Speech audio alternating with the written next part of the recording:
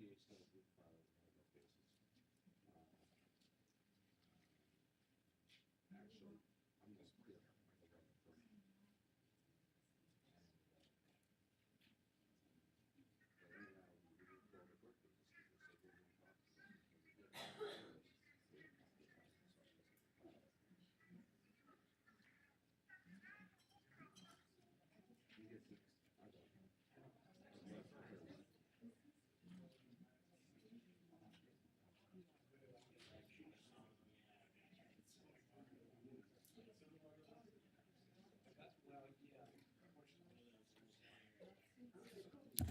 Okay, we're going to get going in just a few minutes. I think there's a couple more people outside we're going to let come in, and we'll get going.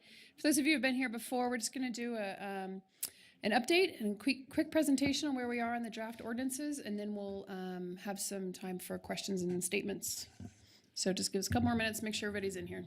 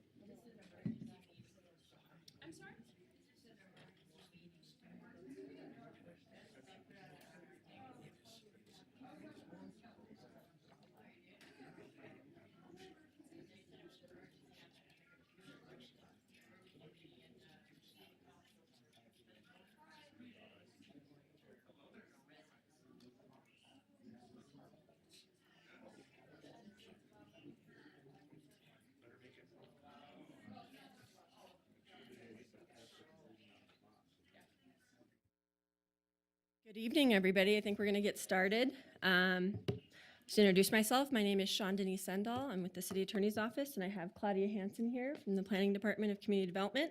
We're going to be doing the presentation this evening before we get started, and at that point, we'll open it up for public comment. We have some microphones set up here. The point of this meeting is to get some feedback and get comments as directed by the City Council on some proposed adult business ordinance amendments. There's more information online. There's some tables out front with some copies of the draft ordinances.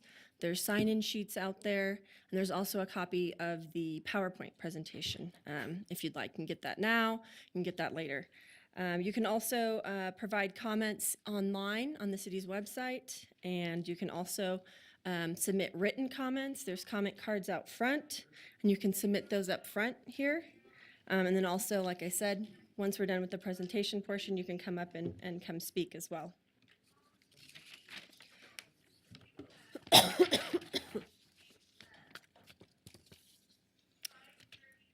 As I said, we're going to do a quick short presentation to give you a highlight of kind of what the proposed changes are to the adult business code.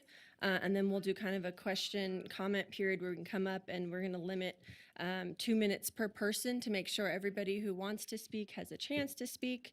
And we'll go until about 7:30. As long as everybody's had an opportunity to speak, you can obviously come back up and speak again as well. Please make sure you speak clearly into the microphones and come up here and be respectful. And you know, if you need to form a line or wait until the person in front of you leaves, please do so. Please don't speak over others, and please be respectful of everyone's voice. And everyone is going to have an opportunity to speak. So please be respectful in that regard. Tonight's meeting is being recorded, and it will be provided on the city's website online. If there's others who are not able to come, or if you want to come back or go back later and watch the video, you can do that. It's all going to be part of the public record. As I already stated, there's comment cards out front. If you do not feel comfortable speaking, you can also write your comments online. There's something called the business impact statement, which whenever the city makes changes to its code that relate to certain sections that impact businesses, there's a comment period open. So that comment period is officially open, and it's open until October 5th. So like I said, we've provided avenues online. There's comment cards, and you can come speak here, and this will all be part of the public record.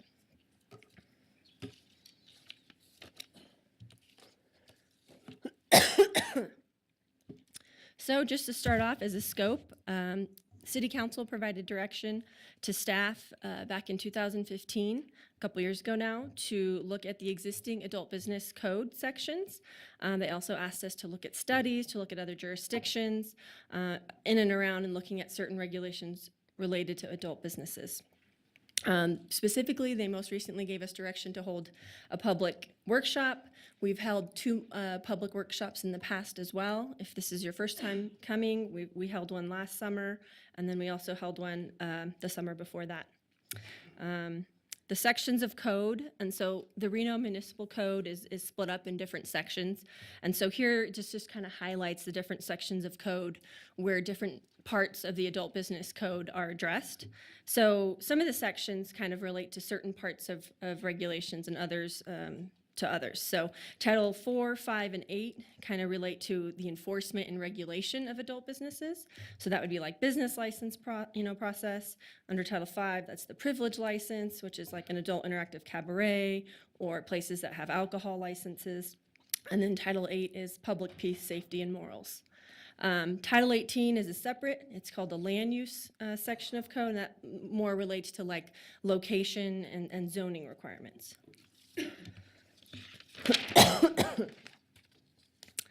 So most recently, I didn't include all the history, but I'm just going back a year. Ironically enough, exactly a year ago, the City Council more recently gave direction to staff to move forward on certain changes. And as I said, Titles 4, 5, and 8 kind of, referred to as the administrative code.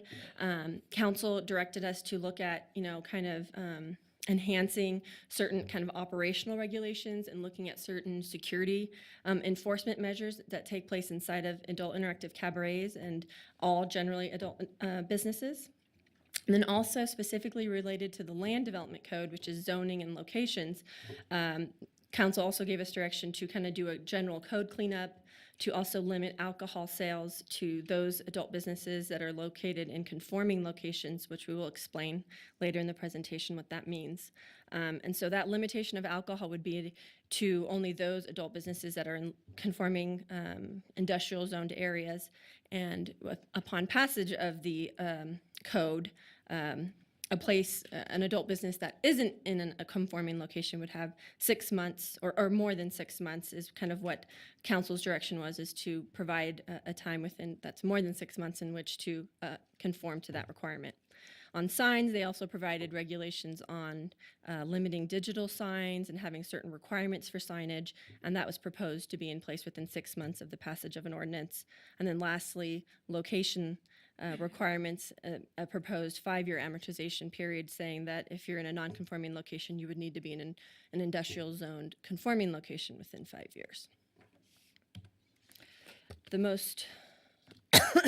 second most recent feedback and council direction we received was most recently in April, and council then kind of was an update, and council said to proceed on with all the proposed amendments, whether that the land use and the regulations related to security and enforcement in the facilities.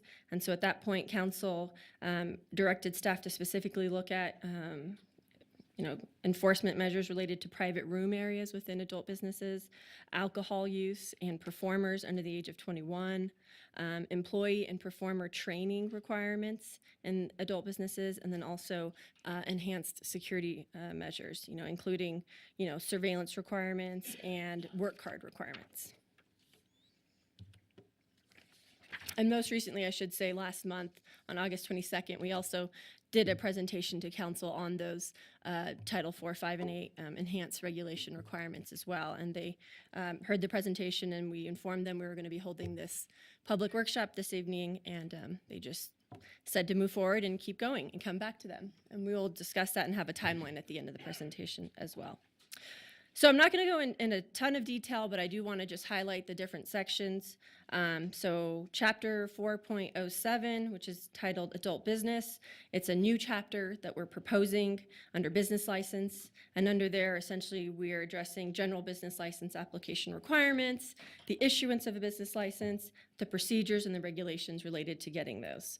Part of that section, adult interactive cabaret performers, their requirement to get a business license is in that section, and also adult businesses, including bookstores and theaters. Under Chapter 505, which is titled Licenses Generally, here it clarifies and amends the work card process, the issuance and the appeal procedures related to work cards. And that's also general work cards and then specifically adult interactive cabaret work cards. One proposed change we're saying is to clarify that all adult interactive cabaret workers, whether they're a performer or an employee, conducting, an interactive, a performer who is functioning as an independent contractor, I should say, if they're therefore not an employee, but they're an independent contractor, they still are conducting business, on the premises of an adult business, that all those individuals need to, have the same requirements of a work card because they're all really working in the same facility under the same conditions. Chapter 506, this would kind of be where the bulk of the changes are that we're proposing. And so here I just kind of summarize, the changes we're proposing include amending and adding sections related to, definitions, the licensing process, separating out the adult interactive cabaret license from the alcohol license, surveillance requirements, having policies and procedures, and just general responsibilities of a business operator, a licensee of an adult business. Some notable revisions. One is that under 21 employees and performers, that no employee or performer under the age of 21 can be on the premises of an adult interactive cabaret if there is alcohol that is provided, served, or sold on the premises. So essentially, if there's an alcohol license and use being performed on the premises, then no one under the age of 21, whether they're an employee or a performer or functioning as an independent contractor, can be on the premises. Second, enhanced regulations of private rooms. The city's always had regulations related to private rooms. Essentially, we're just kind of tweaking them and making them, more clarified under code, so it's clear exactly what a private room is and exactly what that entails.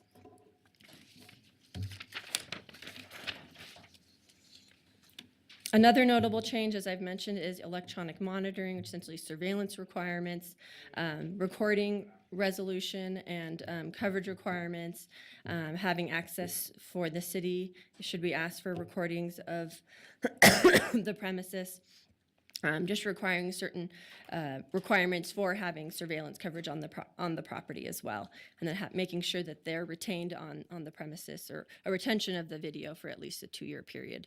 And most importantly, if there's any sort of malfunction of the video and surveillance requirements, that there be like a log and a backup system in place.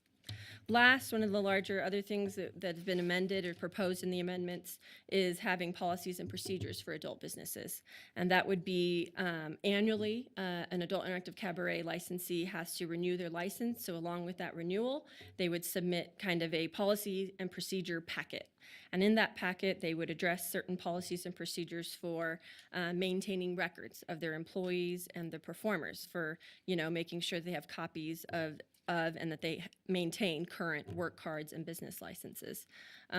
Electronic monitoring system, so their surveillance system, a mapping of where their surveillance coverage includes, records of any broken monitoring systems, and then also having a policy in place and showing proof of regular training for employees and performers, which would include addressing, making sure that you got proper age verification for people coming into the facilities, alcohol and substance abuse training, on-site safety, solicitation of prostitution, yeah.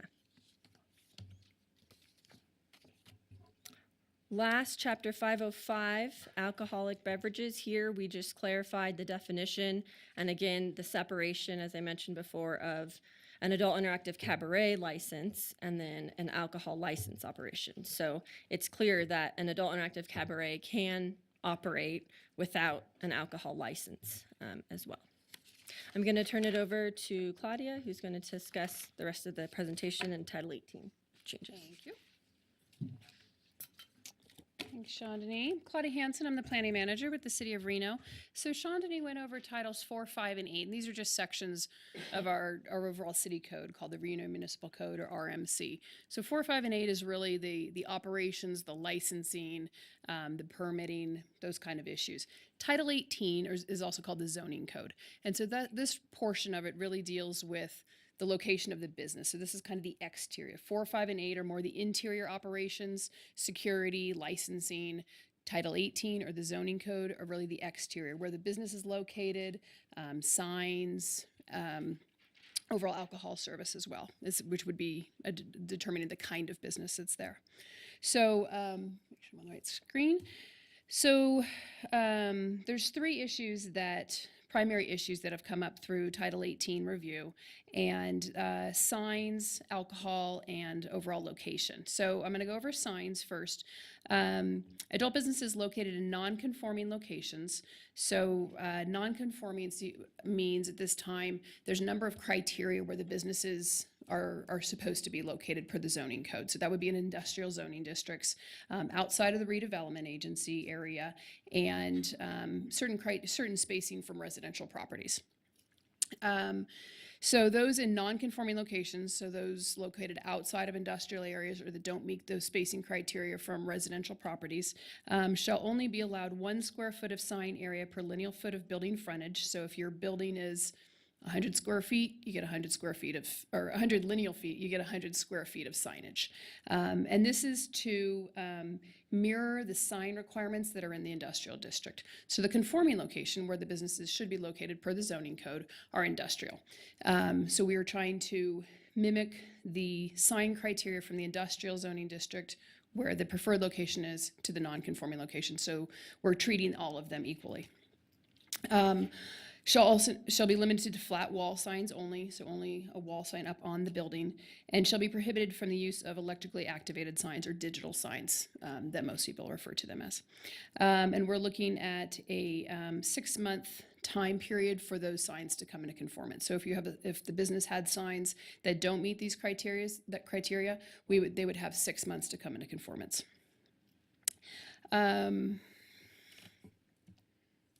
So regarding alcohol, we're proposing no alcohol use at adult businesses in non-conforming locations. So I described earlier what the non-conforming locations are. So the ones outside of the industrial districts, the ones that are in our mixed-use districts, in our redevelopment areas, they would no longer be able to have alcohol sales or alcohol on the premise. So we've been bringing in their own alcohol, or customers bringing in their own alcohol. And we're proposing 1 year from adoption for that to go into effect. Alcohol is proposed to still be allowed in conforming areas. So if a business chose to continue to sell alcohol, they could do so in the industrial district. So any of the businesses in the non-conforming locations would not be able to sell alcohol in this location, but if they chose to move to, say, an industrial district that meets that spacing criteria from residential, they would still be able to serve and have alcohol on the premise.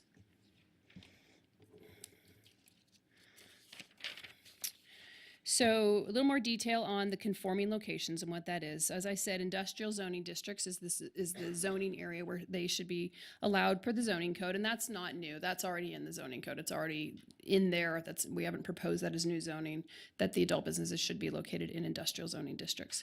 It's found to have the least impact on the surrounding community. There's fewer schools, there's fewer residential, there's also a spacing criteria from schools. There's fewer tourist activity in our industrial zoning districts as opposed to within our redevelopment districts. So this table shows which of the businesses are in conforming and non-conforming location. Showgirls is currently the only conforming location of all the businesses in town. All the others are non-conforming for either probably all of them for zoning and probably some spacing criteria as well.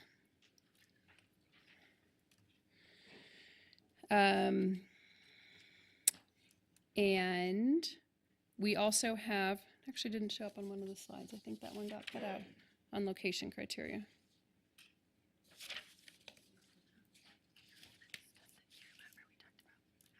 Oh, okay. Okay. Sorry, I thought we had another slide on it. So going back to these ones. So we council at our last visit to city council and our update to them on the ordinance, they asked us to put back in a consideration to have the businesses that are currently located in non-conforming locations, to have those have 5 years to relocate into a conforming location. So if this ordinance were to be adopted, from the time of that ordinance adoption, the non-conforming locations, so all the ones that say no next to them, would have 5 years to move to a conforming location. So they wouldn't have to close, but they would have to move to a conforming location that's in an industrial district and meets the spacing criteria established in the code, which is schools, residential, the things I mentioned earlier. Okay, so the proposed next steps and the timeline. So we're having our third workshop tonight. Following this, we will initiate the business impact statement, which will begin, it's open now. Okay, so we've started the business impact statement, and that applies to titles 4, 5, and 8, so the ones that Sean Denis went over. By state law, we have to put out a business impact statement and how those changes to those sections of the ordinance affect businesses in the area. And so that is open for comment right now, and that's available on our webpage for comment. Correct, Kelly? Yes. And Title 18 is by state law is not covered under business impact statement. One more reason why we hold these workshops, that Title 18, the zoning code, doesn't fall under business impact statements. It's exempt from that. So we hold these public workshops to make sure that everybody has ample time and opportunity to have public comment. We're submitting proposed work card regulations to applicable federal and state agencies, and all that's happening this month. In October and November, we will bring the changes of Title 18, the zoning code, the items that I went over. We'll be bringing that to Planning Commission. Planning Commission only has jurisdiction over Title 18. They do not have the authority to review 4, 5, and 8. They have only been created to review the zoning ordinance, so Title 18. So those are the only ones that will go to the Planning Commission. And then in November, December, all of these sections will come back together. So 4, 5, 8, and 18. So all the sections we've talked about will go forward together to council. So 4, 5, and 8 go to the business impact statement. Title 18 goes to the Planning Commission, and then we bring them all together to City Council with all the comments from the public workshops, from the business impact statement, and from Planning Commission. So all those go forward to council, so they have the whole package with all the comments. And we're looking at that in November and December, and we'll be giving a presentation to City Council on that to give them an update on all the comments, and we will do that presentation prior to bringing forward the ordinance. We want to give them an idea of where everything has come through the system since the last time we brought it forward, and so they have a good idea of what the ordinance will contain. If they have additional changes, we'll take it back and work on it some more. If they're comfortable with the direction it's going, then we will bring forward the ordinance for a public hearing and adoption of the ordinance. Now we're going to, that concludes my presentation. We are going to open it up for comments, questions. You may have questions that we can't answer right now. We have Callie over here taking notes. We are recording all of this, so we will have it all available to review. This will all be part of the public record. But we would ask that you fill out a public comment sheet. Yes? Oh, no, not doing public comment sheets. We'll just speak clearly so we can get your names down. And we'll have, Mark's going to start off here, and if the next person wants to get ready to speak at this microphone over here, we'll be happy to do that. We have other staff available here, and we will take your comments and answer the questions that we can. If we can't answer them, we can get back to you later, or we'll enter that into the record. Thank you. My name is Mark Fair. Son. Oh, and we're doing 2 minutes apiece, as I see the clock. It just reminded My name me. is Mark Thierman. I represent the Wild Market, Fancy Girls Spice House, and the Ponderosa, as well as the Cashmere's. I have given a written statement to the clerk, but let me just summarize 3 points that are in there. First, business impact statement. This is going to cost the people of Reno approximately $25.5 million a year. $16 million of that goes to the workers, the dancers, because of the loss of business. Substantiated by a public accounting firm. $5 million of that is for relocation and substance to the homeless that are going to be caused as the Wild Orchid does support the Ponderosa. The Wild Orchid business will go down. There will be no more subsidy to the Ponderosa, and those people will be homeless. 129 people, including women and children. Second point, this nonsense is based upon no particular study, but out-of-state studies.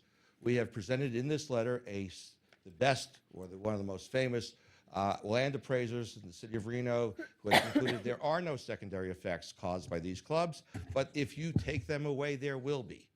In fact, you look at RMSA reports, you look at Reno PD reports, calls for service, you look at the value of property around there, you look at all the statistics, and what you come up with is the fact that this area is growing faster than the average in Reno, which proves that there can't be secondary effects, because if there were in fact prostitution, of which there has been no successful prosecution for, or any other crime which there has been no successful prosecution for, or any other crime, the area would go down in value. And third, we all know, and I think it's negligence, malpractice by the city attorney's office not to inform the board that you can't retroactively zone. That's called the taking, and the 14th Amendment prohibits that. So the city of Reno should be aware that it's buying itself lots of lawsuits, expensive lawsuits, in a time when it doesn't need it, and this ordinance should be defeated completely. There is no problem. Where's the beef? Thank you. I'd just like to say that I'm not sure if I understand it correctly, but if there's no alcohol served there, that not only will strippers, but clients also will be allowed to go in there at the age of 18, which is, to me, it just seems kind of young, because that includes high school kids. I was 18 when I was in high school. I have an issue with that. And the other thing I have an issue with is it seems to me like in this age we have a double standard. You know, at a time when a lot of people are, you know, across the spectrum out there, you know, bank presidents, casino owners, and actors and movie producers and stuff are getting in trouble for sexual misconduct and sexual exploitation. And here we are, we're trying to come up with laws that and rules and ordinances that allow sexual exploitation to take place. I had a friend who worked in a strip club, and you know, she thought, well, I need to do this to make money to support my kid. And the next thing you know, this guy comes in here and tells her that, you know, he can take care of her and stuff. And next thing you know, she got forced. She didn't get recruited. She got forced into prostitution. And if you want to check out her, what she has to say about her story, you can go on YouTube and look at, her name's Christina Rangel, and the YouTube site is called From One Kingdom to Another in a Moment. Anyway, that's all I have to say. Thank you. Next. My name's Catherine McCool. I'm with Reciprocity, Inc., which is a program designed to help ex-male offenders when they get out of prison. I have a couple of questions. So are these foregone conclusions? Sorry, go ahead. And this is the timetable for them to take place, or who has a say in change and not change? Sure. Okay. Well, actually, why don't you ask all your questions so we get you in under your 2 minutes, and then we'll answer them. I don't want you to run out of time. I think that's pretty Is that much it. Okay. I'm just trying to figure out who came up with this, Sure. and then did we decide on it as a city, and who's going to enforce it? Fair questions. Okay. Great, thanks. Okay, so on that, the city council is responsible for adopting code, city code, related to every part of city code. So I was talking about RMC, Reno Municipal Code. All of these regulations are contained under RMC. So by state and local law, city council are the ones that make the final decision. And they are also the ones that direct where the ordinances go, where the research should be done. It's all done by city council. So a couple years ago, the city council initiated this change and directed staff, us, to do the research on it. So that prompted us to write the draft ordinances, hold the workshops, do the surveys, do the outreach to the neighborhood advisory boards. All of that is the research and the public outreach that feeds into the ordinance. There is a public process required by law to bring any changes to the ordinance through the public hearing system. So the business impact statement that I mentioned earlier, that's required. The workshops are not required. We do this as additional public outreach to make sure everybody has an opportunity to participate and give comments. City Council and Planning Commission take the comments very seriously. Every ordinance we bring forward, we get comments from the public that we include in these ordinances. So, and this, for those that have been following this, these ordinances have changed over the last 2 years, definitely. So we have taken input from the public on these. So we will bring it through the public hearing process, and ultimately City Council will make the final vote to decide what ordinance goes into place. And then the enforcement is done depending on which portion of the ordinance. It will either be by Reno Police Department or code enforcement. You can come back up. You still had another minute if you want to finish your time. Okay, are there any concessions being offered to the businesses that Reno is asking to relocate? Like, for instance, when we want to bring new business into our town, we offer them tax incentives, maybe we give them land, that sort of thing to help create jobs and increase our economy and that sort of thing. Are we working with these businesses to offer any incentives? Not at this time, the city is not, no. Most of those incentives that you talked about are at a state level. They're not at a city level. And at this time, the city does not have any in So place. would the city consider contacting the state to ask for assistance? Because as the gentleman said, that it's going to cost them a lot of money Right. to have to move. I mean, from a business standpoint, could we not? My thing is, I'd love to see a win-win situation. So we all have our personal opinions. We all have our values and our morals. And, I'm not crazy about my grandkids seeing some certain things, but I also believe that it's your right to do what you do. And, because we haven't made it against the law to do those things. So that's my thinking, is some way for us to make this a win-win situation so that they're not the bad guys and we're not running them out of town with pitchforks, but that we're looking for solutions for everybody that works. Great, thank you. We're all ears. Okay, okay. I have some documents I'd like to present to the city, some new evidence that has never been discussed. Okay. Thank you. I'm Daryl Eilerson. I'm a resident at the Ponderosa facing an indirect eviction. I have racing thoughts disability, that I keep my thoughts positive, productive, inventions, $1 million idea every day for the last 3 years, and also my inventory of trade secrets. I take 5% generated for research, cancer research, patent fundraiser, entitled Trade Secret Disclosures, Designs, and Promotional Products. This is your copy for consideration. Example, 200 inventions. This historical document, so you may believe in others. My computer marketing science is greater than 1,200 envelopes, trade secrets, progressive proper grammar, logic, comprehension, reference, definition, analytical, generated, verb, relevant grammar. That technology too is available for the successful campaign against cancer having recently discovered the logical cure to cancer. My character is honest. Tom Petty, Neil Diamond impersonator in Reno, 20 years. When my fiance died of cancer 8 years ago, I began independent research to see what it is, how it affects the human body, and to see if it could be eliminated. Now having completed, yet still updating my invention, missile intercept defense idea, rocket drone, sent to President Trump monthly in correspondence. My design evolved in the past year to be more capable than a manned intercept vehicle in G-force maneuvering. The coordinates standards evolved into onboard police radar systems, dimensional radar, and infrared dimensional honing secrets. The North Koreans have backed down.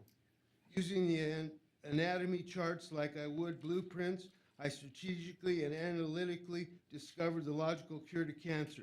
I formulated removing the oxygen from the blood intravenous, going into the vein, going into the tumor, saturating, suffocating the cancer nucleus, destroying the cancer dividing cells. Thank you, sir. If we're gonna make sure everybody, we're gonna do 2 minutes for each person. If we have time at the end, then we'll give some people some, that's 2 minutes. Okay, Yep, I have a thank you lot very more to much. say. I'd be happy to answer questions. Okay, thanks very much. Thanks, Daryl. Okay, go ahead. Hello, my name is Steve Funk. I'm representing the Onesta Foundation. We're a nonprofit that promotes honesty, integrity, and transparency in the sensual services industry in the state of Nevada. And I just want to make the point that transparency doesn't seem to be playing well in any of these considerations.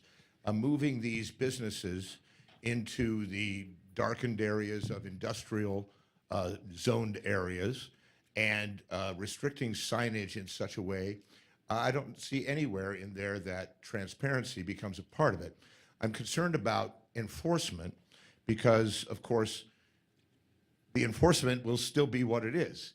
If current ordinances had been enforced more efficiently with these businesses where they exist right now, would we have this problem? Would we be placing this burden on these businesses and the people who work in these businesses and endangering their livelihoods and compromising their honesty, integrity, and also the transparency in their industries? I would just like to say that for the Onesta Foundation, we want to promote a healthy environment for sensual services and legal sex in Nevada. Thank you. Thank you. All right, next, go ahead.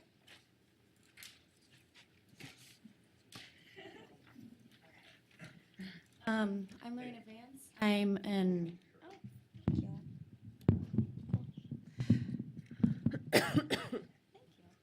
I'm an entertainer at Men's Club currently, and I have a lot of points. But the biggest Just get thing, closer to the mic, please, thanks. I think it turned. the biggest thing is that the legislation being posed keeps being talked about in this way where it's a docile, soft way to just tweak a few rules, when in reality, all of these rules are things that are already in place and are just being made on the basis of unfounded moral high grounds. And the fact of the matter is that most of these rules, a good chunk of the ones in the beginning with the lighting, with the zoning, with the getting rid of private rooms and dances, is going to render most of the clubs obsolete and eventually just close them down. And the thing is, the clubs aren't the problem here. It's the people who come to them and ruin that experience for everybody. And as a solution for maybe making the clubs safer and a nicer experience for the city, we should be going after the people who come in to solicit and assault the dancers just because they can and we can't fight them back. I wrote down a couple things, sorry. That's fine. But a lot more problems would be solved by focusing on the men who are doing this, the people bringing drugs into those places, rather than the clubs themselves that are just being victimized because of discrimination, ultimately. I actually wrapped that up a lot faster than I thought. Thank you. Okay, next.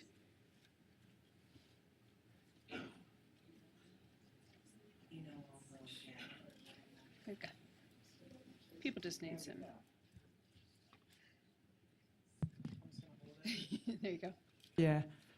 My name is Melissa Holland, and I'm with a nonprofit called Awaken, and we work with women who've come out of the strip clubs, escort, brothels, any area of commercial sexual exploitation.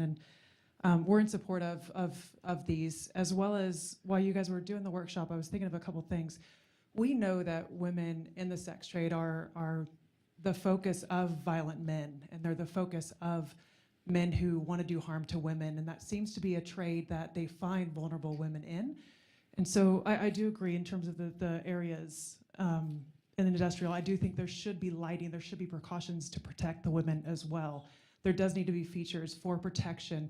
Not that the area is wrong, but the lighting should be a part of this since we know there's harm done to women.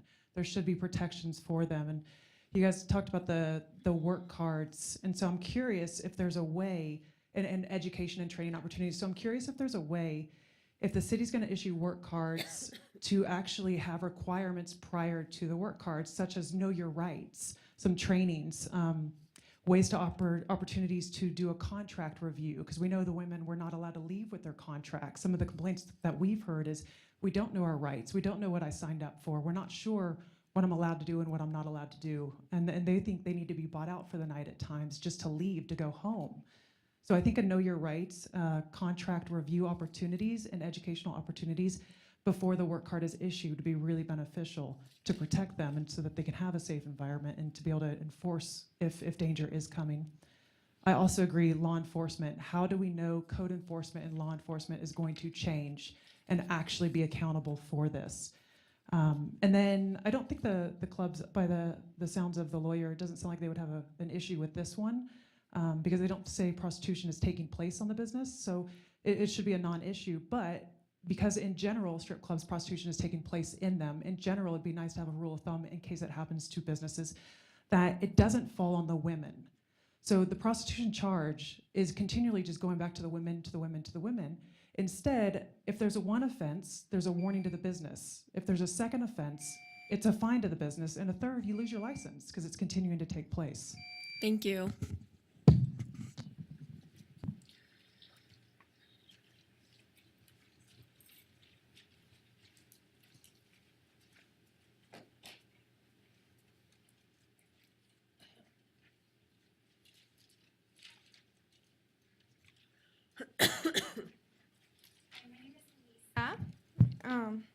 September 13th, 2001, 48 hours after 9/11, exactly 17 years ago today, in fact, I swore into the United States Navy. My job in the Navy required a secret security clearance and consisted mostly of mental analysis and problem solving aboard a ship. In 2007, I received orders to the Middle East. I'd be one of 80 women chosen for the assignment, and I would spend some time training at an Army base prior to my departure. My training was preparing me to go to work in an all-male prison made up of some of the most dangerous terrorists in the Middle East. I was excited for the opportunity. Halfway through my training, my chief asked myself and another enlisted member of my unit, a male, to pick up an officer on the other side of the base. We took the van and headed for the other end of the Army base. Being that it was instilled in us to be early, we had plenty of time to spare. The enlisted male that I was with, who also happened to be driving, pulled into a dark, thick, wooded area. I had instincts, but I chose to ignore. Despite my pleas, I became another statistic. Another woman in the military who felt that they had no choice but to stay silent. The drive gave me time to think about my options. I chose to keep my mouth shut. I was a woman given the opportunity to prove that I was anything less. Had I said something, I would have been immediately sent home, probably even put on psych meds, which would have limited the things that I could have done in the military. For weeks, I struggled with this. I had to work beside my enemy every day. I had to tell myself that I needed him, and he needed me to survive. I was one of 3 women to complete that training. Days before we were to leave, I did something that I regret to this day. I went to my officers and asked to go home. My reasoning, I was scared to go to a war zone. I admitted to being scared of something that I was never scared of. What I was scared of was having to put my life in the hands of the person who took my right away to feel equal. I was scared that I was more likely to continue to be sexually assaulted than to actually die. I was just a woman living in a man's world. My request was honored. Once again, in 2008, similar situation, just sexual harassment. I went to my captain and told him, after he talked to the officer in question, I was ultimately told that it was my fault if I hadn't walked or talked that way. It was an invitation. After leaving the military, I worked full-time at a minimum wage job, Callie, can you turn that off? We'll give you an extra minute to finish if you want to trying to finish. support myself and my daughter, who I share custody with. I turned to dancing. I know it doesn't make sense to many people, and I can understand why anyone would question why I gave up my career in the military because of sexual harassment and assault, just to then go work as an exotic dancer.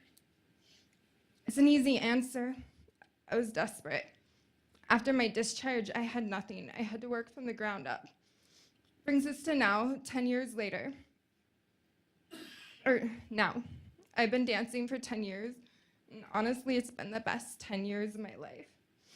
Those 10 years, I've never not once felt like I was not in control of my safety. There's never been one night that I've walked to my car alone. Not once have I ever felt violated or disrespected. The 10 years of dancing, I have never felt more safe and more powerful as a woman. I'm not really sure why you're sitting here and you're fighting these guys, because I'm nothing but grateful to them. I know the kind of men who live in this world. I lived in their world. There's not a doubt in my mind that the clubs have prevented Reno's law enforcement a lot of work. I know that if these clubs were not here, that there would be more girls who would turn to the streets looking to make money in different ways. As a woman, there's not many places that are safe to express yourself. But I assure you, this is the one place I have found where my safety has always been top priority. The one place where I feel respected. For me, dancing has been my voice. It's given me the escape of my reality of the past and has encouraged me to express myself freely and safely. Your guys' choice not only takes away my voice, but thousands more and puts so many more at risk. Thank you. Thank you.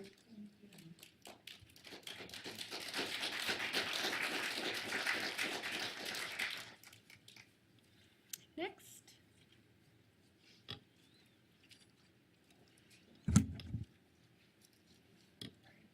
Okay, we'll go Louie and then you.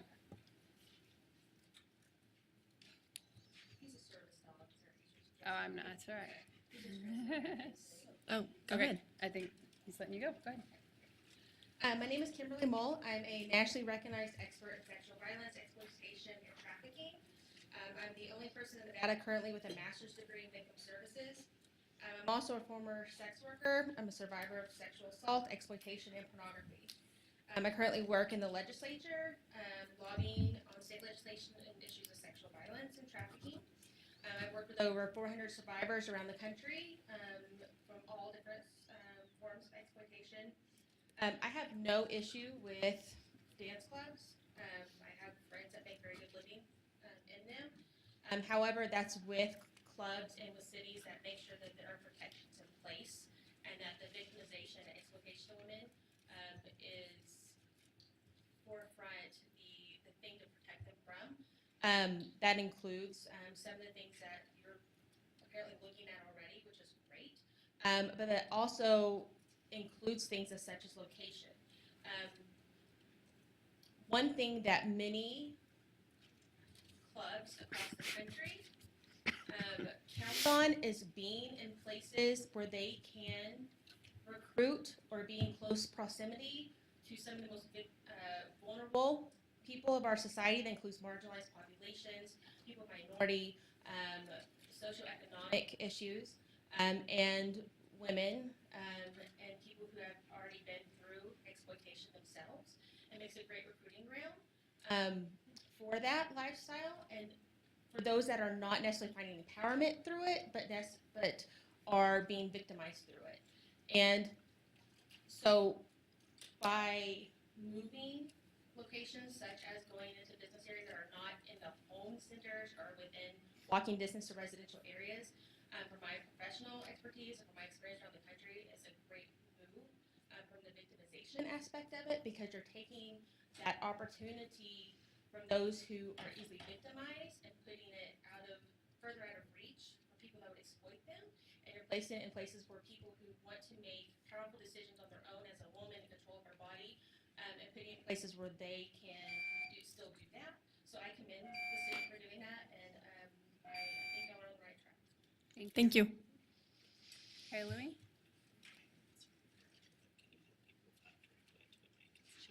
Okay, all right. If everybody can just talk directly into the mic, get up, like, speak into it like a rock star, because it's not I'm picking not a up. rock star. I said like a rock star. So it's not picking up, so I just want to make sure that we get everybody's comments on the record. Thank you.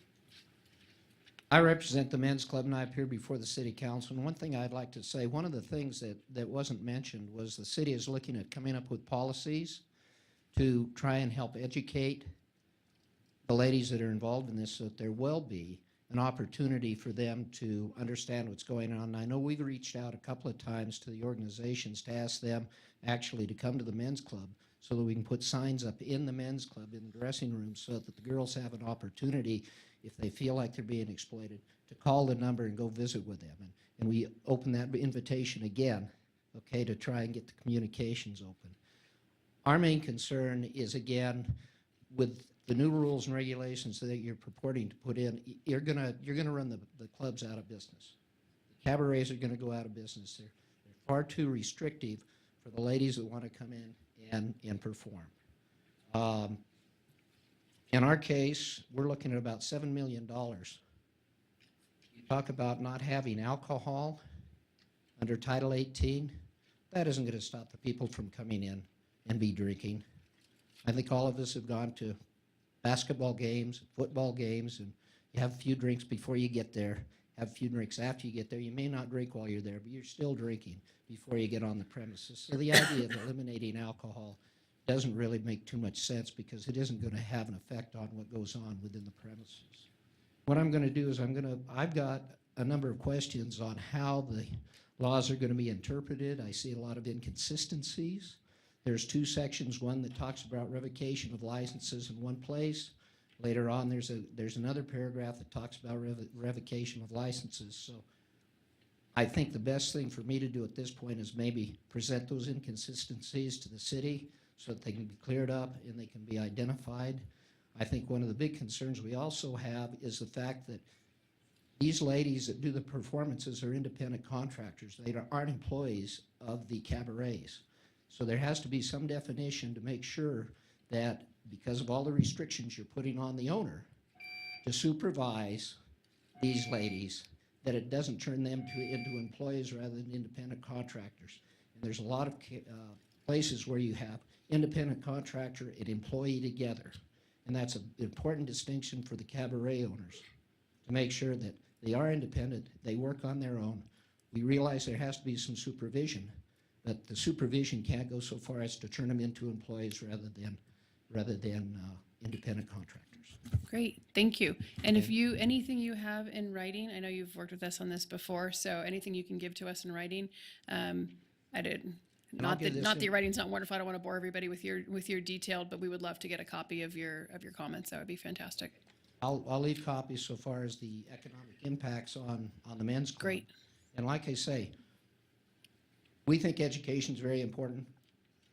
Okay, we would like to participate in the policy making and the educational programs, so the ladies that do perform this know what their rights are and they can protect themselves.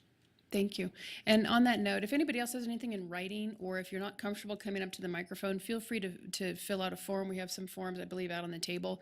If you want to write down comments and turn them into Callie over here, we'll be happy to take those and get them into the record. You don't have to sign your name if you don't want to, but we're happy to take any written comments or markups of the ordinance. Cami? I own Wild Orchid Fantasy Girls in Spice House. We have, every Thursday night, we have the ladies, church ladies that come into Fantasy Girls and the Wild Orchid. doing this for 4 years, educating anything that the girls question. So it's not like we are not open to education. So I just want to make that point. Thank you.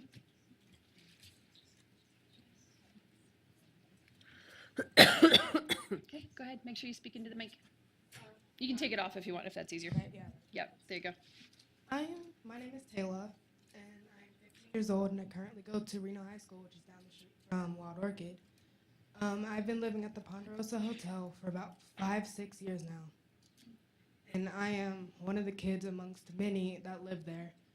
And honestly, every day I walk through the parking lot, I never have any troubles or any interactions with any of the workers at the club. It's actually a very nice place there. We get very good living decisions in areas. The maintenance is always on track with anything that they need to do. And honestly, I love it there. I just want to make sure it keeps cutting out. Make sure you get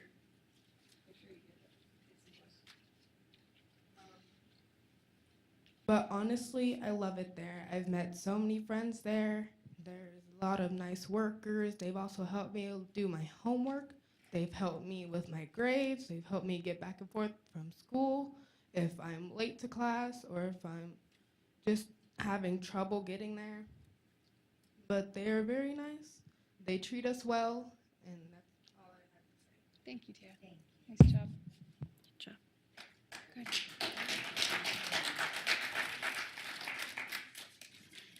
Hello, my name is William Mansell. I'm a trained sexual assault victim advocate, and I just wanted to spew out a ton of questions I had because I don't think I can make other comments. I was wondering if the city had done a report on the revenue of the monthly property taxes and sales taxes from these establishments that could be lost if they just decide to shut down business. What is the amount and frequency of citizen complaints on these establishments? Based on the definition in 4.07.007, instruments and devices for stimulation, does that count as only physical, or does it also include mental stimulation? How many studies is the city using? What's the average year of those studies? And how do we access them as the public? What's the definition for digital signs? Just so that somebody can't do like a lighted front away from a static structure, just out of curiosity. And in the industrial area, how would digital signs negatively affect the industrial area since it's not going to be on residential individuals, which I think the digital signs are mostly against? Does the city allow other establishments to have employees that are less than 18 around alcohol, such as stadiums, casinos, restaurants, etc.? For those limitations they're placing on the clubs, the training requirements and the work cards, are they going to become a city standard citywide? Because those seem like beneficial things. Does the city have standards for resolution and storage with the security cameras in mind? 90 days seemed like a long time. Would mirrors be sufficient in Title 5.06 to allow for direct sight of those areas that need to have sight from the main floor, because you could technically see with the mirror? Is there a model for removal of private rooms from other cities or other establishments outside of Reno? And is it standard that appeals for denied work cards in other areas or jurisdictions must go to the court to get those appeals heard when it seems like it's really city business? Would you consider Adam and Eve, Crazy Sexy Hot, and Chocolate Walrus adult businesses? Because I've never seen them listed or considered here, because they definitely sell devices meant for physical stimulation. Okay, thank you. I can answer a couple of those. If anybody else wants to jump on the ones that I can't answer.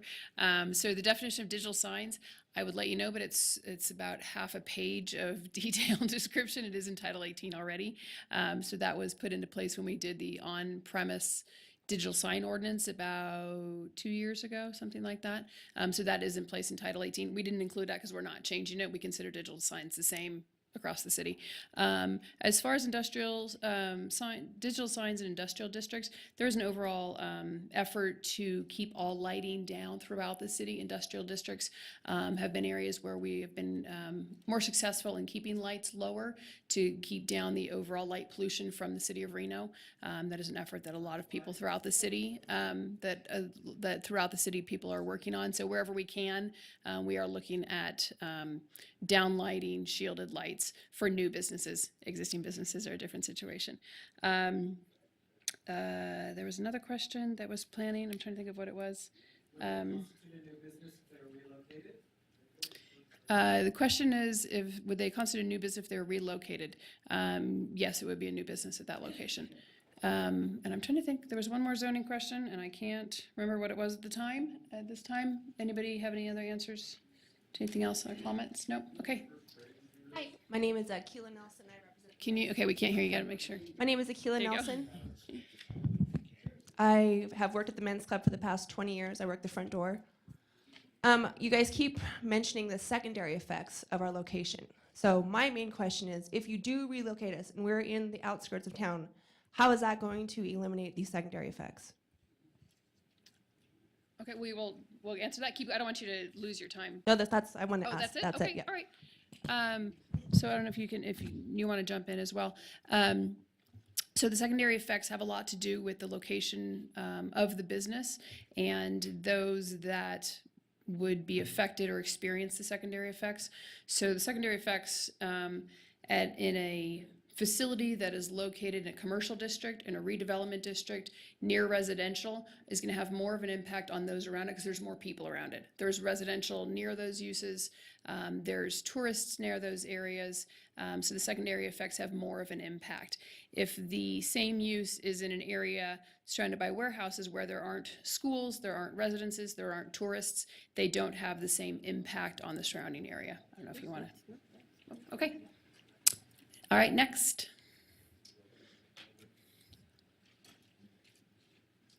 Hello, my name is Phoenix Masters. I work at the Wild Orchid. I have for over a year now. I honestly am confused on why this is such a topic and such a problem for the city. As you know, brothels are a thing. They're legal in the state of Nevada. I have no problem with a prostitute doing what she has to do for money. That's not my business.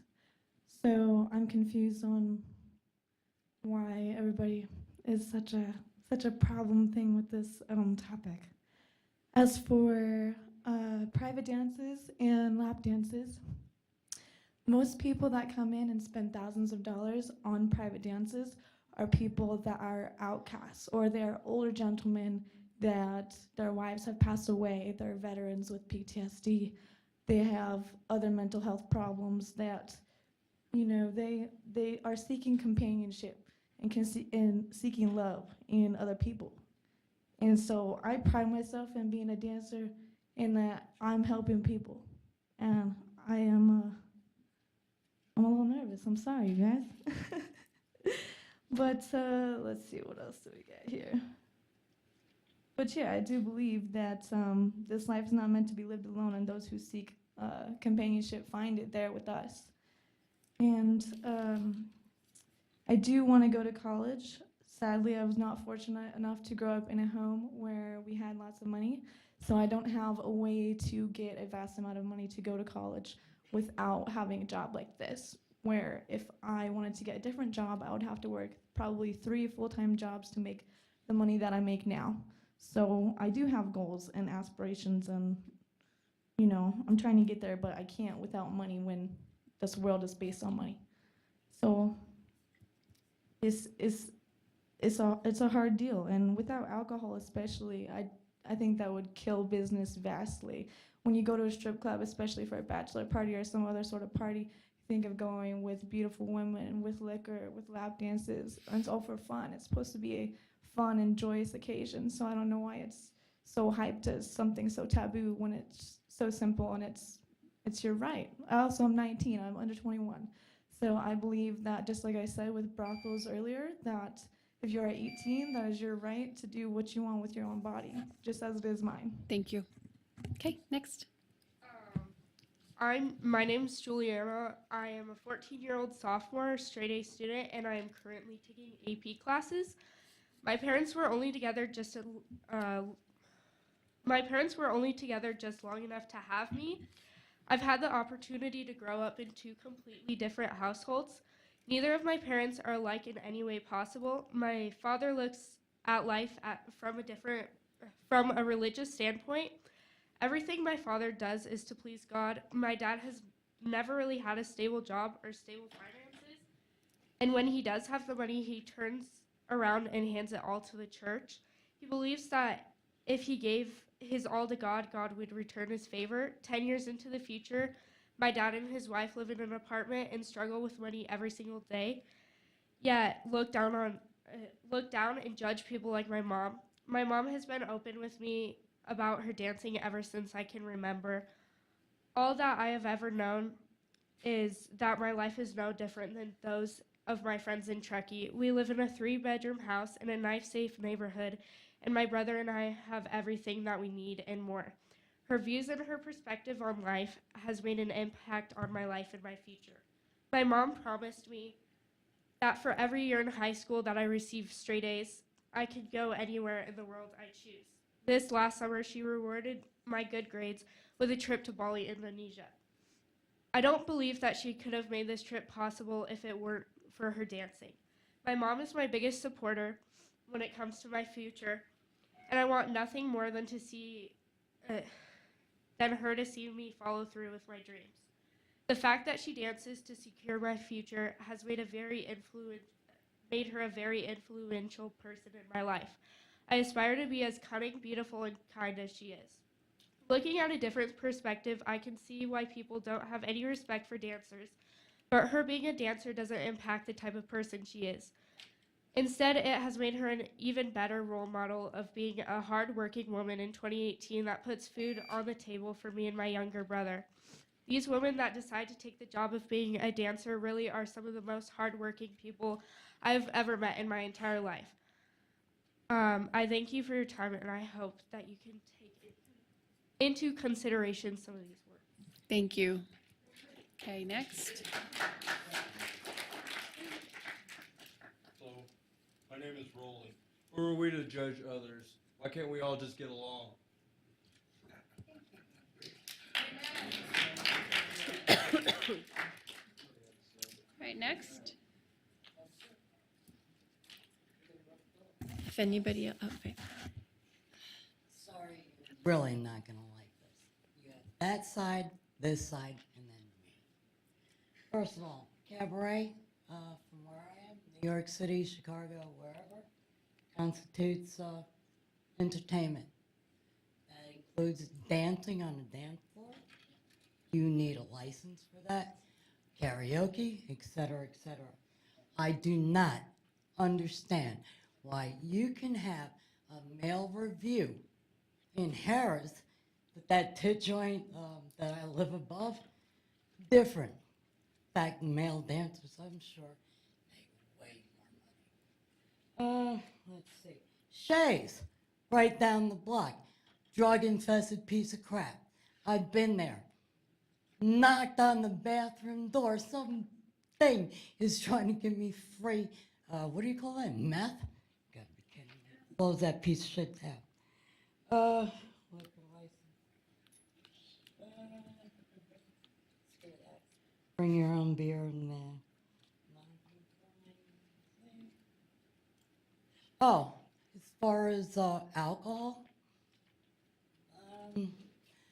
when I used to come back in the country from touring, sound engineer, roadie, whatever, I waitressed in, I guess you call them strip clubs, tit joints.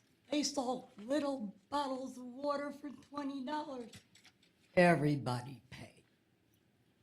And I'm talking about less than 12 ounces. Now, as far as entertainment, closed down all of downtown. You have casinos. Last time I checked, that's entertainment. You're gonna lose their license too? You feel what I'm saying? That Thank way, you. that way, and then I'm a big shit motherfucking ass. Please be respectful, ma'am. If no one else wants to come. Raise the rent. I'm 61. I've never freaking been homeless. I have cash. I have monies. But because you want to do this, I'm going to go homeless? Ma'am, I'm you not can the give us your first information. person that feels like this. I'd rather be dead than homeless.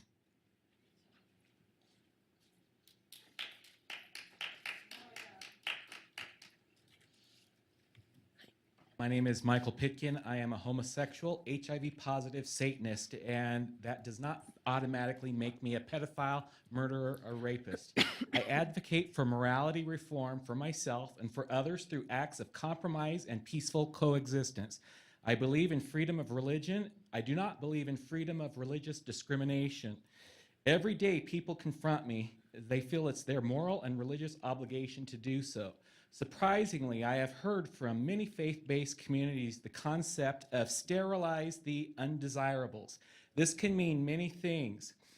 If you're willing to kill me, the saying is, keep your friends close and your enemies even closer. Many versions of morality in code law can be interpreted as religious bullying. False accusations and entrapments against innocent people is not right. My mother gave birth to 5 daughters. Today, they can still whip me, and they're in their 70s. As a gay man with sisters, you will never convince me that all females, including lesbians, are the weaker sex. No way. Real violence happens, real abuse happens, but I challenge the female power in these morality code laws to take ownership and look at their behaviors as well, because it's not always just a male thing. I am a Dr. Ruth Westheimer-like sexually healthy human being. I'm an adult who has honest openness and communication with other consenting adults. Thank you.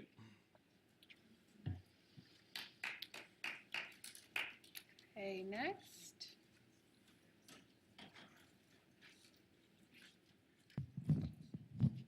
Hi, my name's Greg Rock, and I work at the Men's Club. I just had one question, then if you could answer it, and then I'll have a couple other questions based on the answer. What is the criteria for the distance from a school for it to be in a conforming area or whatever your new zoning is? Or Well, I recall, if I remember correctly, you came to the last public workshop, and I think there's a charter school that's by one of the current there's a few. Yeah, I just wanted strip the clubs. exact So distance. there, I think it's like 750. currently 750. However, that means if the establishment's already there, a school could move in closer to that. But the 750, how many Feet. miles? Oh. Is that feet? 750 feet would be So 750 third of a mile? feet? Looking for Okay, I math didn't know. help So over there. 750 feet, no, it's like an eighth. But, Half mile. okay. Half mile? Half mile. No. So 750 feet from a school and we're good? Okay. The other question is, and I'll step away, you can answer, were you guys offered from the University of Nevada to do a study? I hear a lot of good points as far as from both sides, you know, religion, women's safety, women wanting to do what they want with their bodies. But really, I don't think you guys, based on what you're going with the secondary effects, nothing anyone's saying is going to matter. You guys are focused on secondary effects. So if that's what you're going after, has the University of Nevada offered to do a study for you? And if so, why haven't you taken them up on their offer to see what the real answer might be? And I know you have pre-existing from other states, but with us being a very distinct, you know, rare kind of town and state, have you guys, so was that offered, and why haven't you taken them up on it if it was offered? I don't know of an offer from the university.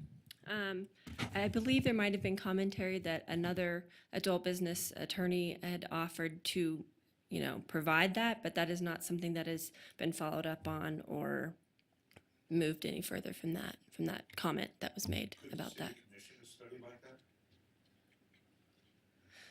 I'm not sure. I think that's something we could definitely ask or propose and present to council if they feel that that would be something that they would want to entertain. Is there anybody else that would like to speak, or somebody who already spoke who would like to speak again? Are any of the existing strip clubs within 750 feet of the school? we're gonna actually, let's get everything on record. We're gonna go with this lady right now.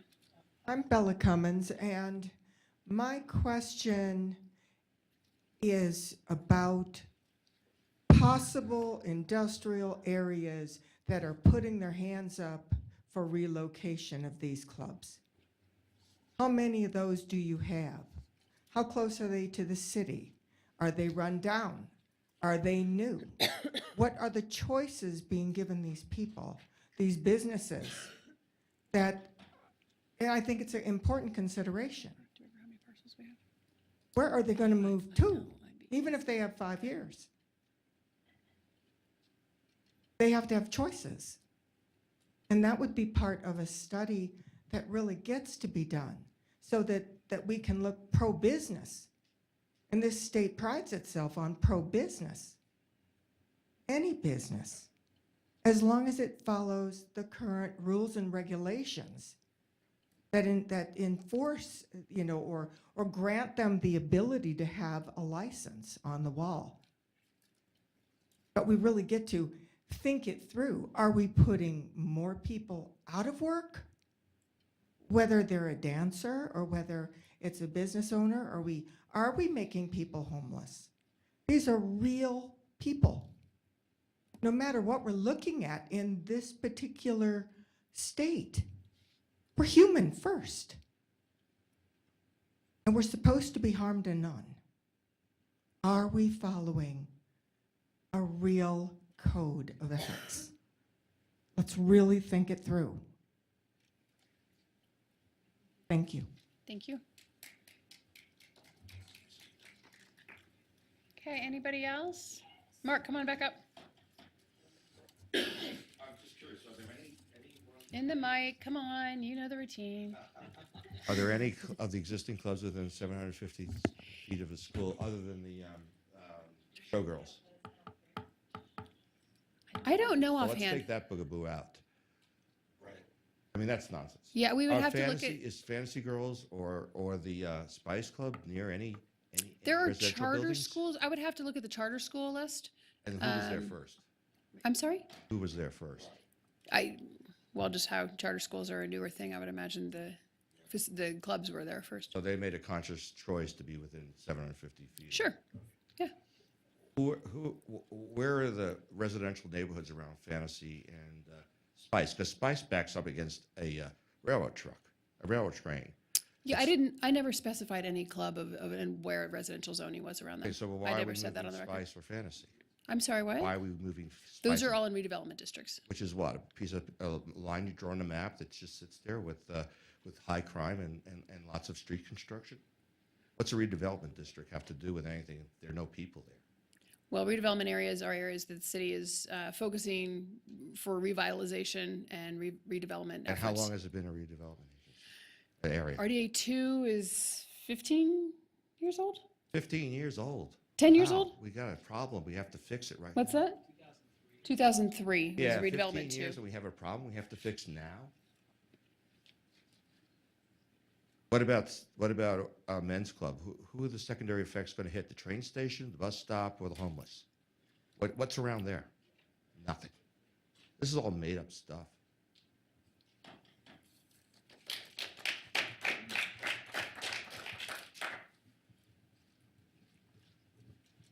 Okay, 2 more minutes. So what is considered industrial? What areas do we have in Reno? You know this, I live in Carson City right now, and so I kept thinking of Arrowhead Drive. But what do we have that's considered industrial? What would you do with the buildings that people would have to vacate? And I'm assuming that some of these people own their own buildings. So what would happen to those if they couldn't find buyers, in their price range? Who would buy them? And are you looking at, and somebody else said this, about the dislocated workers and the dislocated residents? Because I know there are monies available for them. But when you put this plan together, these are things that need to be included in it, so we're not just cleaning up. afterwards, but that these things are included, that would be proactive to think about those sorts of things. So what is considered industrial here? Okay, so we, on an earlier presentation, which is probably, can you just step aside so I can see Callie? The maps from the earlier presentation, are those still on the website? We can get those back up on there from the earlier presentation. We have a map showing all the industrial zoning districts. We'll get those back up on the website so you can look at those. It was from, I think, our last one of these. We had the maps available, and it shows it's going to be a little out of date right now because zoning and spacing criteria change over time. So it was a snapshot from about 8 months ago, but it gives you an idea of And then generally where they are. On your redevelopment plan, do you have proposals for the redevelopment zones? Businesses that you'd like to bring in and things that would replace these businesses? So the zoning in the redevelopment areas allow for a variety of development opportunities. So unlimited density for residential, commercial, restaurant, offices, all of those are allowed uses in those areas with reduced parking rates. So they're all very appropriately zoned and encouraged in these areas. And to make sure that these buildings don't remain vacant and become unsightly in our neighborhoods, what would we do about those vacant buildings? Would plans be made ahead of time for those? Well, it would be up to the private property owners to redevelop or sell those buildings for redevelopment. There's a huge housing shortage right now in the city of Reno. And so all of those are zoned appropriately for multifamily development. So there is appropriate zoning in place for those. Developers that have expressed interest? The question is, do we have developers that have expressed interest? Yes, we have had people come in that are definitely interested in these areas for redevelopment. William Mansell again. I had a few questions on the work card requirements. I'm looking here and I'm wondering why the standards such as unlawfully possessing or distributing a controlled substance would be grounds for denial of an application for a work card to work in these establishments. Or why, if they've ever had a felony, they could never work in these establishments, or any crime of which theft, fraud, or intent to defraud is an element, because I don't think we have these same standards for laborers, and they're literally building the city or gaming. I'm very confused. These seem very harsh in terms of limiting people's access to employment, which I don't think is really the intent of the city, is it? So I'm confused why these standards are so high. And they have to get a work card to begin with. I don't think you have to get a work card to be a laborer. You may have to pass some OSHA standard tests, but I'm not sure even of that. I didn't have to get a work card to work at the DA's office, but I passed a background check. I'm wondering why it's so much further and beyond a background check and not up to the discretion of the employer to decide which employees they want. I'm very confused by that. Thank you.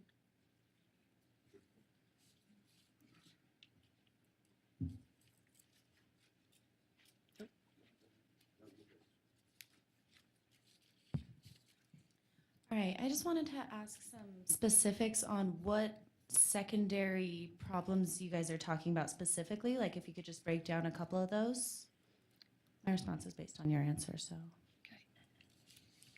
So secondary effects doctrine essentially talks about how there's impacts surrounding a certain area or certain type of business. And here the case law suggests that there's certain adult businesses that have secondary effects that impact not only the exterior but also the interior. So some of those would include solicitation of drugs, illegal drugs, solicitation of prostitution, decreased property values, increased crime rates potentially on the exterior of the building, blight, litter, increased spread of disease and those types of things. Those are some. That's not all. Those are just things that I'm kind of counting on the top of my head. I will say one thing that they also say is that these types of secondary effects are enhanced by alcohol.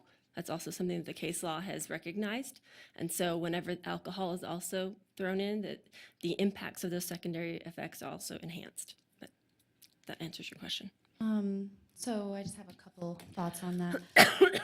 Regarding the drug issues in particular, I'm not exactly sure why we're associating only gentlemen's clubs with drug use and drug spreading, when that's only really a thing in certain clubs in certain areas that don't even have to be a strip club to qualify for that. Because anywhere you can drive around in Reno, you're going to see people on drugs, you're going to see people that are drunk, and those are problems that are inherent to the city and to our people here and have nothing to do with the clubs themselves. And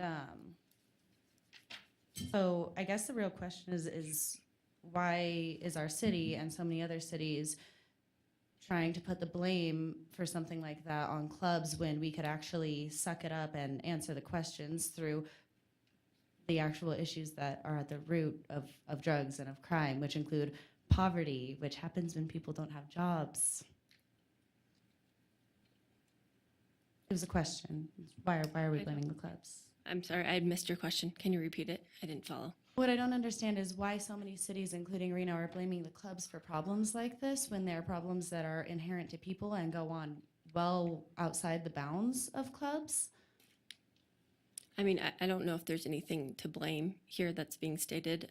What we're providing, again, as Claudia mentioned, is we were given direction by council to look at the current locations of the adult businesses within the city of Reno and to look at studies and case law and to see what has been done in other jurisdictions and other cities. And based on that case law, we presented to council. And as we kind of went over in the presentation, that's what the case law and that's what the studies support. And here we've essentially mirrored and done the same thing that is being done and that has already been done in multiple cities and jurisdictions throughout the country.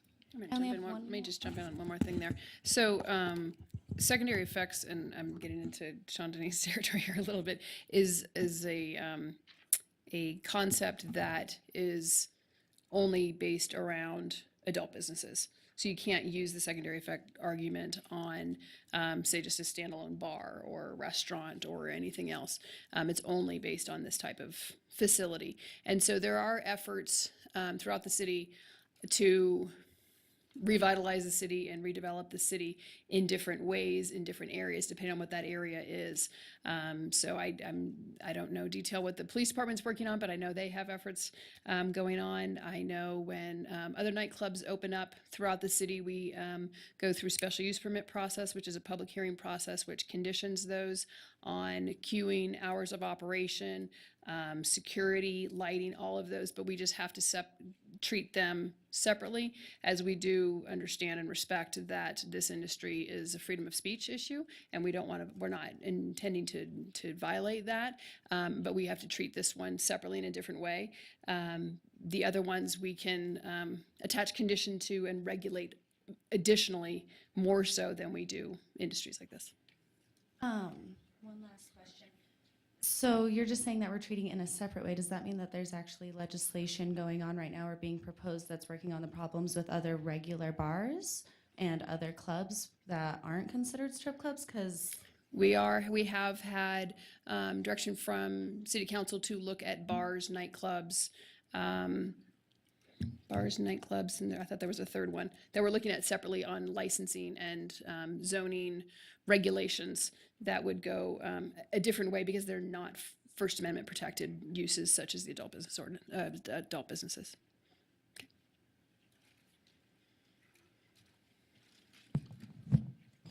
Earlier, I was asking about the study. Anyone, if you had been offered someone else to do a study on secondary effects, someone here in town, university, whatever, independent, and you said no, but then I was just wondering why, or if you had a reason why you guys hadn't done that with all the time and all the effort and stuff you guys have put into this. Is there any reason why, or do you know the answer?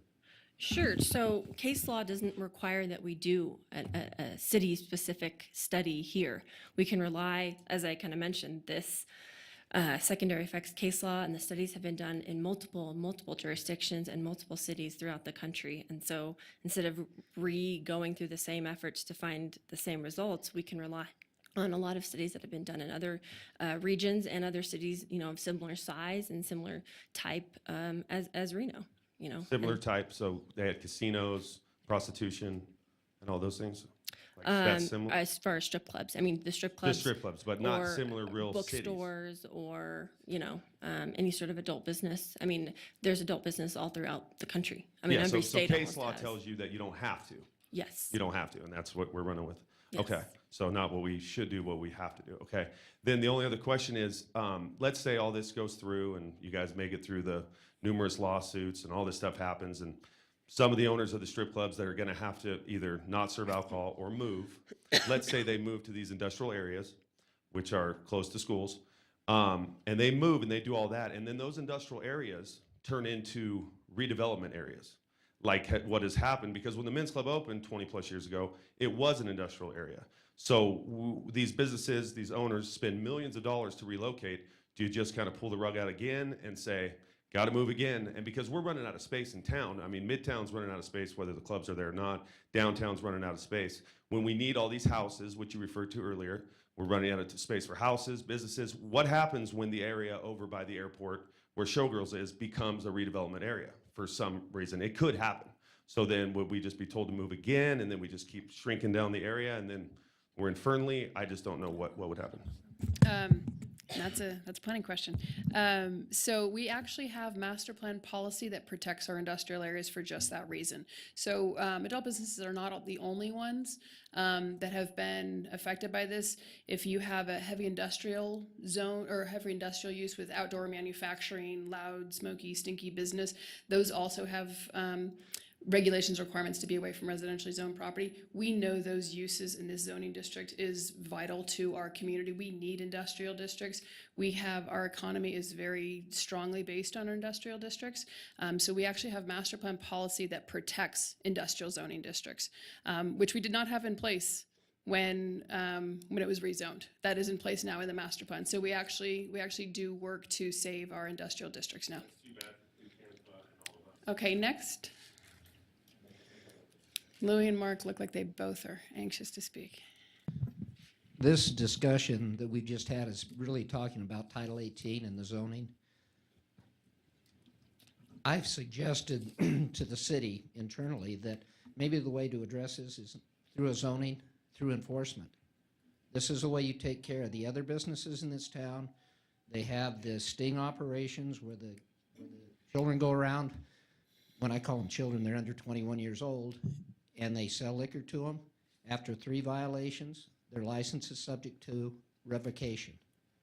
So I think trying to turn this into a zoning issue is not the proper way to handle it. The proper way to handle it is like you treat all the other businesses in this city.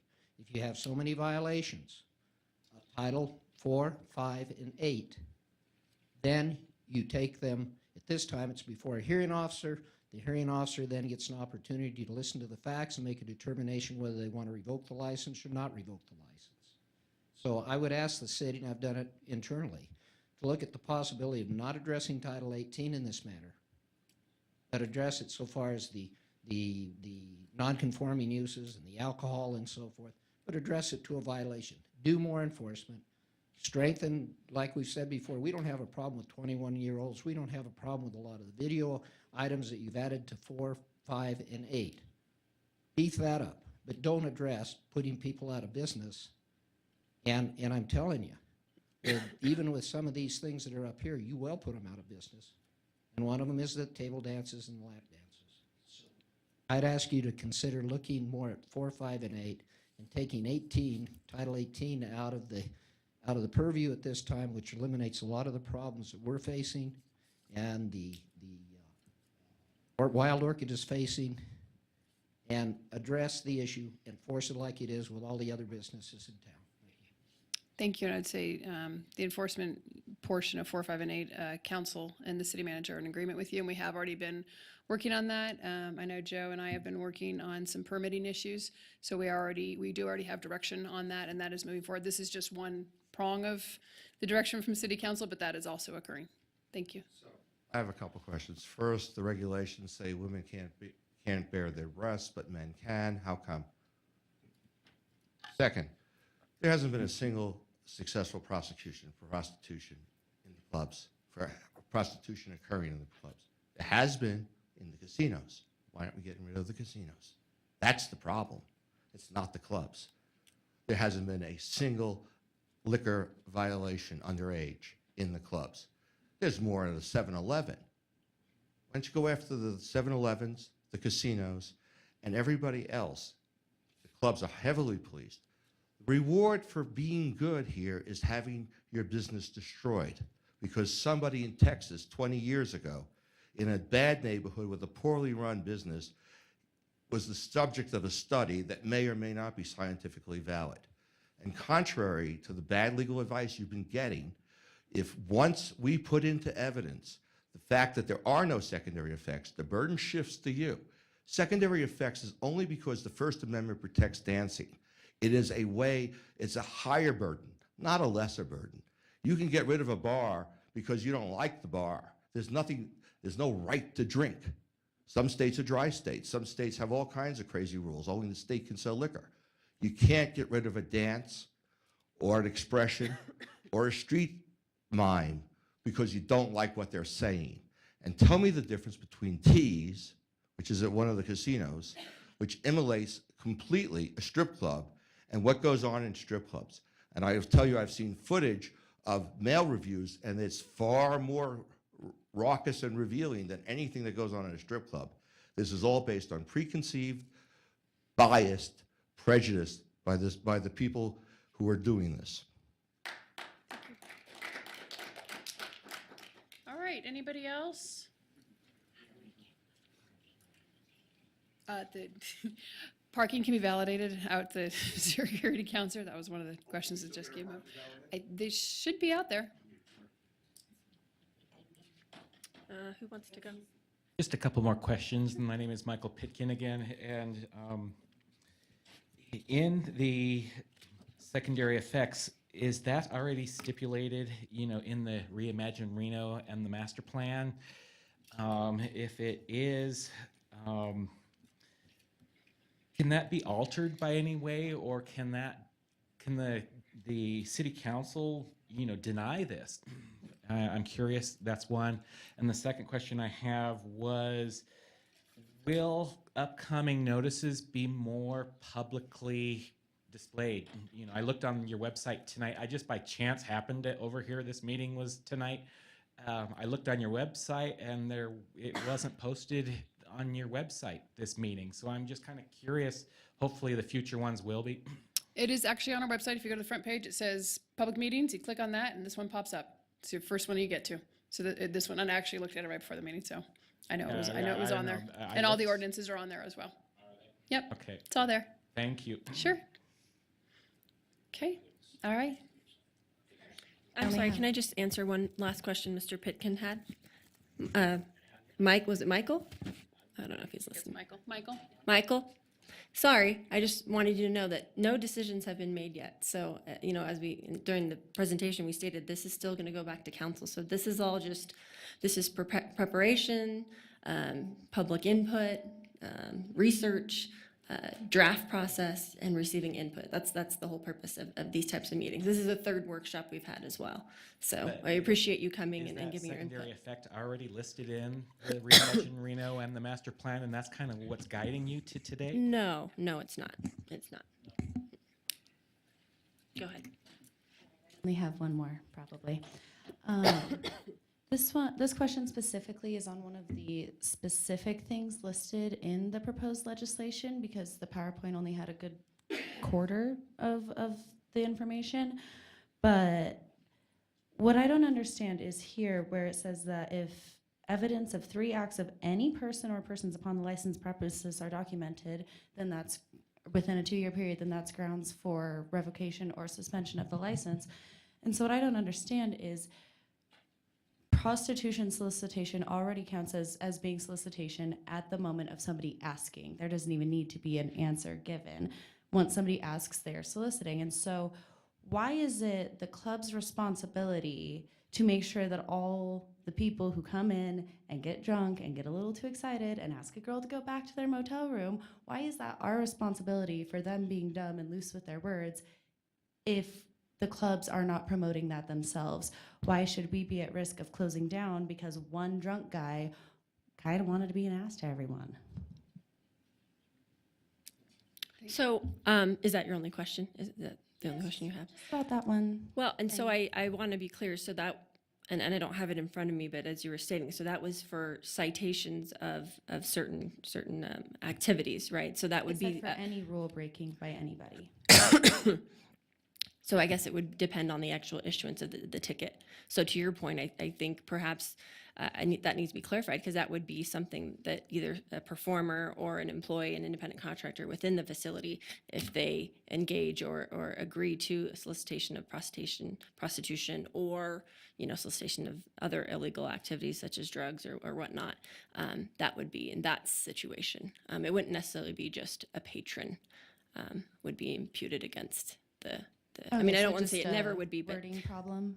Pardon? So just a wording problem in the legislation? Yeah, and I'm glad you brought it up, so we'll take a look at that. Okay, well, we appreciate everybody coming tonight. We can still take written comment. We can always take emails. And we have, let me go back to, oh yeah, we still have our schedule up here. What's that? I think, do we have a designated one? License at reno.gov, something like that. Yeah, on the front page of the packet with the presentation, there's a few ways that you can also provide input after tonight's meeting. So there's an online form that can be used, and there's an email address for business license. Thank you, Callie. So I appreciate everybody coming tonight. The next steps are up there, so we'll be looking at the business impact statement is open right now, and we'll be looking to going to Planning Commission in October or November. So we'll keep the webpage updated on that on the schedule. We don't have we're trying to balance a number of large items coming through the Planning Commission right now, so we don't want to put this on with 4 huge development projects on the same night. So just, I'm sorry? Of course, yeah, it's a public hearing. Yeah, it's a public hearing. It's a little bit different setting. It's going to be speaking at this podium. You have 2 or 3 minutes, and it will be a little more formal than this is. That's why we hold these, so we can have a little bit more of a discussion time. Because that will be, at those meetings, if you do come to that, there's no discussion back and forth with the Planning Commission. So if you, like when you ask a question and we answer the ones that we can at this time, you won't get that from Planning Commission. They will take your comments and questions into consideration, but you won't be having a dialogue with the Planning Commission at that time. Come prepared, yes, exactly. So thanks everybody for coming tonight. I really appreciate your input, and keep an eye on the webpage for the next steps.